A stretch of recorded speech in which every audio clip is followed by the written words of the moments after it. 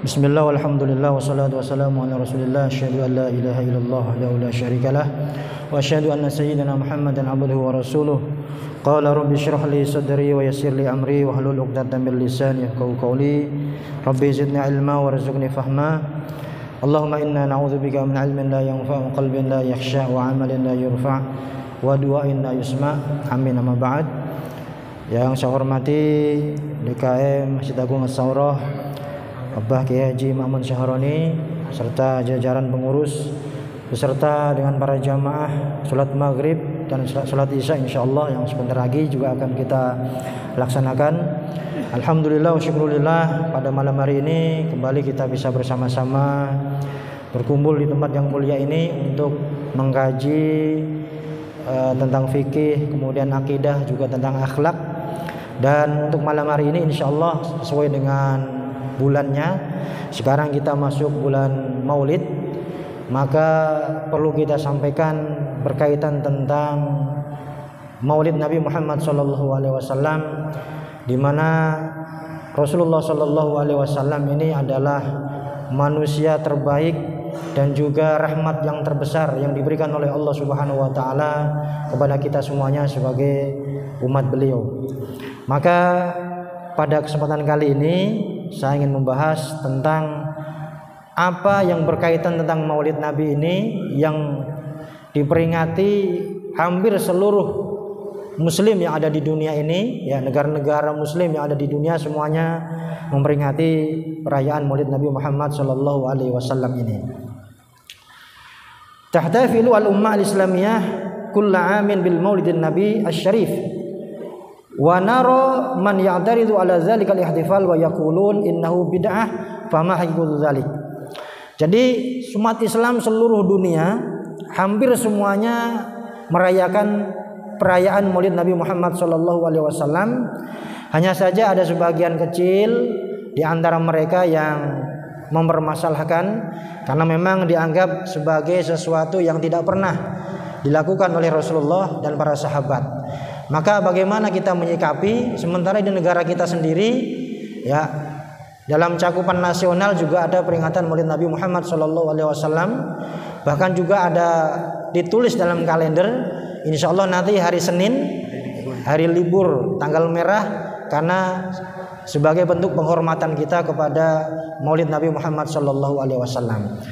Dan kalau saya lihat termasuk di negara-negara muslim terbesar seperti Mesir yang ada Al-Azhar di sana, kemudian di Suriah, kemudian di Palestina, termasuk juga di Malaysia tetangga kita juga semuanya ada perayaan Maulid Nabi Muhammad SAW. Dan barangkali di masjid ini juga sama ada perayaan insyaallah. Laqad kana al-Maulidun Nabi asy-syarif idlalatan lirrahmatil ilahiyah binisbati li tarikhil bashari jami'ihi. Jadi perayaan Maulid Nabi Muhammad SAW ini sebenarnya adalah bentuk ekspresi kita, bentuk rasa syukur kita kepada Allah Subhanahu wa taala yang telah memberikan rahmat yang begitu agung kepada kita semuanya dalam sepanjang sejarah. Wa abaral Qur'anul Karim an wujudin Nabi sallallahu alaihi wasallam bi annahu rahmatan lil alamin. Bahkan Allah Subhanahu wa taala menyebut Rasulullah sallallahu alaihi wasallam ini sebagai rahmatan lil alamin. Rahmat bagi seluruh makhluk dan seluruh alam yang Allah ciptakan. Karena alam itu tidak hanya alam manusia saja. Ada alam binatang, ada alam tumbuh-tumbuhan, ada alam jin, ada alam malaikat. Dan banyak kita lihat dalam sejarah bahwasanya di antara mukjizat Rasulullah sallallahu alaihi wasallam itu ada pohon kurma yang dulu biasa dipakai pegangan Rasulullah ketika khutbah. Kemudian ketika para sahabat ini membuat mimbar, kemudian pindahlah yang dulunya Rasulullah di tempat kurma itu kemudian naik ke mimbar. Itu pohon kurma itu menangis. Dan juga ada pepohonan yang dari kejauhan mendatangi Rasulullah Sallallahu Alaihi Wasallam. Ada juga bebatuan yang berjumpa Rasulullah setiap dilewati itu mengucapkan salam kepada Rasulullah Sallallahu Alaihi Wasallam. Maka wajar kalau Allah sampaikan di sini, wa ma arsalnaka illa rahmatan lil alamin. bahwa Rasulullah Shallallahu Alaihi Wasallam ini diciptakan oleh Allah Subhanahu Wa Taala memang sebagai rahmat bagi seluruh alam. Dan juga disampaikan dalam keterangan surat Ali Imran ayat 164, Allah Subhanahu Wa Taala berfirman, A'udzubillahi minasyaitonirrajim, laqad mannallahu 'alal mu'minina idz ba'atsa fihim rasulan min anfusihim yatlu 'alaihim ayatihi wa yuzakkihim wa yu'allimuhumul kitaba wal hikmah wa in kanu min qablu lafi dhalalin mubin. Di dalam ayat ini Allah Subhanahu wa taala menyampaikan laqad mannallahu 'alal mu'minina. Allah Subhanahu wa taala memberikan anugerah terbesar, anugerah yang luar biasa kepada orang-orang yang beriman.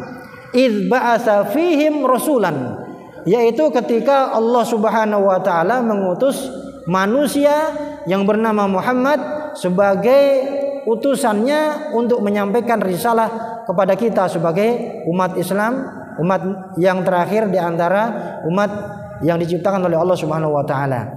Idz ba'atsa fihim rasulan min anfusihim. Dan Rasulullah Shallallahu alaihi wasallam ini sama dengan kayak kita sebagai makhluk Allah yang berasal dari manusia juga. Yatlu 'alaihim ayati, tugasnya adalah untuk menyampaikan ayat-ayat Allah, tanda-tanda kebesaran Allah Subhanahu wa taala. Jadi ayat itu ada namanya ayat Qur'aniyah, ada ayat kauniyah, ada tanda-tanda yang ada dalam Al-Qur'an, tanda-tanda kebesaran Allah, ada juga kauniyah, tanda-tanda alam. Adanya alam yang diciptakan oleh Allah ini menunjukkan bahwasanya ada yang menciptakan. Adanya dunia ini berarti bukti bahwasanya dunia ini ada yang menciptakan.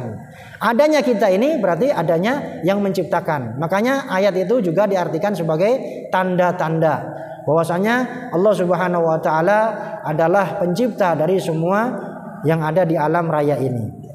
Wa yuzakkihim. Kemudian Rasulullah Shallallahu alaihi wasallam bukan hanya menyampaikan firman Allah Subhanahu wa taala, tapi juga wa yuzakkihim, yaitu membersihkan jiwa kita. Makanya dulu disebut dengan jahiliyah.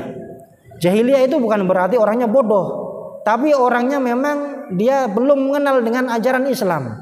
Maka dulu orang-orang jahiliyah juga tawaf juga. Cuma tawafnya itu mereka dengan telanjang. Maka ketika Islam datang, ya diajarkan bahwasanya kita harus menutup aurat.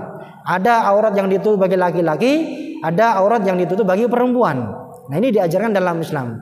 Barangkali kalau seandainya kita ini tidak mengenal Rasulullah, tidak mengenal ajaran Islam, ya barangkali kita masih dalam keadaan telanjang. Dan itu ternyata terbukti banyak di daerah-daerah tertentu yang masih belum terjangkau dengan dakwah, ya. Maka di sana masih primitif, ya, masih banyak yang tidak mengenal berpakaian, tidak mengenal yang namanya bersuci dan yang lain-lain. Wa yu'allimuhumul kitab. Nabi juga menyampaikan ajaran-ajaran yang ada dalam Al-Qur'an wal hikmah wa in kanu min qablu lafi dhalalin mubin.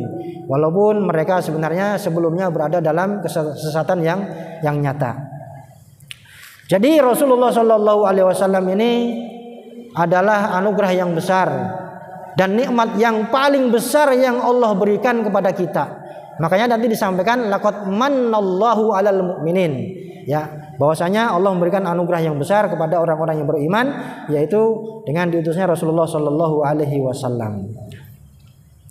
Kemudian al-ihtifal bi dzikra maulidihi sallallahu alaihi wasallam min afdhalil a'mal. Memperingati perayaan Maulid Nabi Muhammad sallallahu alaihi wasallam itu termasuk min afdhalil a'mal, termasuk dari amalan-amalan ibadah yang diutamakan. Wa a'dhamil qurbat, dan juga termasuk sesuatu yang bisa mendekatkan diri kepada Allah Subhanahu wa taala. Makanya ketika perayaan Maulid Nabi ini, bagaimana isinya itu menceritakan bagaimana dakwah Rasulullah Shallallahu alaihi wasallam. Akhlaknya seperti apa? Apalagi di zaman sekarang ini yang sudah carut marut, yang sudah banyak orang-orang awam yang menghujat orang-orang alim di media sosial kalau kita lihat, ya. Makanya ini Rasul mengajarkan kepada kita, ya. Kalau kita tidak bisa berbicara yang baik, maka lebih baik diam saja. Falyakul khairon aw liyasmut. Jadi kalau kita nggak bisa berbicara yang baik, mending diam saja. Hadis. Makanya kita harus menjaga lisan kita, jangan sampai lisan kita ini menyebabkan Nauzubillah ya, sampai ke neraka. Nauzubillah min zalik. Jadi dengan memperingati Maulid Nabi ini bisa lebih mendekatkan diri kepada Allah Subhanahu wa taala dengan kita melakukan ibadah dengan semangat, dengan lebih intensif lagi. Maka yang ini perlu kita koreksi. Biasanya ketika ada pengajian Maulid Nabi ataupun Isra Mi'raj, kadang perayaannya diadakannya menjelang zuhur jam 10, jam setengah 12 bubar, kemudian sholat zuhurnya cuma beberapa orang. Nah, ini yang perlu kita perhatikan. Maka jangan sampai ya adanya perayaan Maulid Nabi malah ketika selesai perayaan sholat jamaahnya kosong masjidnya. Ini jangan sampai terjadi seperti itu. Ya, makanya pinter-pinter sebagai panitia bagaimana supaya acara Maulid ini lebih bisa meningkatkan kualitas ibadah. Bukan hanya mewah-mewahan saja. Ya, yang terjadi apalagi di Serang, di Banten ini kan ya kayaknya Maulid itu lebih ramai daripada Lebaran, lebih ramai daripada hari raya, ya. Maka ya nggak apa-apa, nggak ada masalah, asalkan jangan sampai ya esensinya, isinya ini bisa mengurangi daripada nilai dakwahnya. Ya, jadi jangan sampai kemewahan itu menutupi daripada esensi, daripada nilai dakwah yang sebenarnya yang harus disampaikan kepada masyarakat. Bagus, sedekah itu bagus, tapi harus sesuai dengan kadarnya. Jangan menjadi satu yang dipaksakan sehingga menjadi memberatkan bagi orang yang melakukannya. La yukallifullahu nafsan illa wus'aha. Seperti itu. Jadi li'annahu ta'birun 'anil farah. Karena perayaan Maulid Nabi ini sebagai ta'birun 'anil farah, sebagai ekspresi kegembiraan kita dengan bagaimana Allah Subhanahu wa taala mengutus Rasulullah. Dengan begitu kita bisa mengenal ajaran Rasulullah, dengan mengenal agama Islam. Wal hubbilahu sallallahu alaihi wasallam.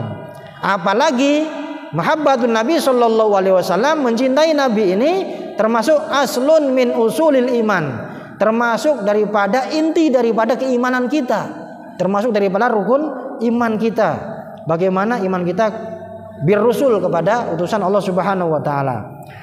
Bahkan Rasul menyampaikan dalam hadis sahih, wallazi nafsi biyadihi la yu'minu ahadukum hatta akuna habba ilaihi min walidihi wa waladihi.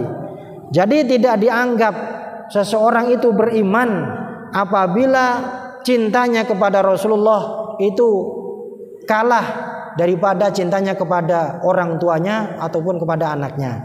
Artinya cinta kita kepada Rasulullah itu harus lebih unggul, harus lebih tinggi daripada cinta kita, termasuk cinta kita kepada orang tua kita dan juga kepada anak kita. Itu. Bahkan walin nasi ajmain, bahkan harus mengalahkan kepada cinta kita kepada yang lain.